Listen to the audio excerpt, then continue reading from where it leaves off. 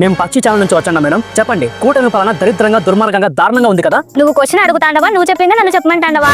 ఇంచుమించు అంతే మేడం. మీరు ఏం చెప్పినా కూటమి పాలన బాగాలేదనే కథే మేము వేసేది. చెప్పండి, కూటమి అరాచకాల గురించి, అన్యాయాల గురించి, అవినీతి. ఆపవయ్యా స్వామి, అవినీతి, అన్యాయాలు, దుర్మార్గం, దారుణాలు ఉండడానికి ఇదేమైనా వైసీపీ ప్రభుత్వమా? ఎడిటర్, ఈ బిట్టు కట్ చేయి. మేడం, తల్లికి వందనం వేయకుండా కూటమి మోసం చేసింది కదా. నాకు 3 బిడ్డలు ఉంటే 3కి తల్లికి వందనం వేసింది కూటమి, కానీ ఒక బిడ్డకి అమ్మఒడి వేసి మిగతా బిడ్డల్ని మోసం చేసింది వైసీపీ. ఇది కూడా కట్ చేసి. మేడం చెప్పండి, రేషన్ బండ్లు తీసేసి ఇంటికే రేషన్ వచ్చే వెసులుబాటు తీసేసి ప్రజల్ని ఇక్కట్లు పెట్టింది కదా కూటమి ప్రభుత్వం. రేషన్ వ్యాన్ ఇంటికాడికి ఆడొచ్చు అన్నింది. వాడు ఎప్పుడు వచ్చాడో వాడికే తెలియదు. వచ్చి వీధి చివర బండి పెడతాడు, వాడికి నచ్చినంతసేపు ఇచ్చి వెళ్ళిపోతాడు. అట్లా ఎన్నిసార్లు రేషన్ తీసుకోలేకపోయామో తెలుసా? మరి కూటమి రేషన్ షాపులు ఎలా ఉన్నాయి?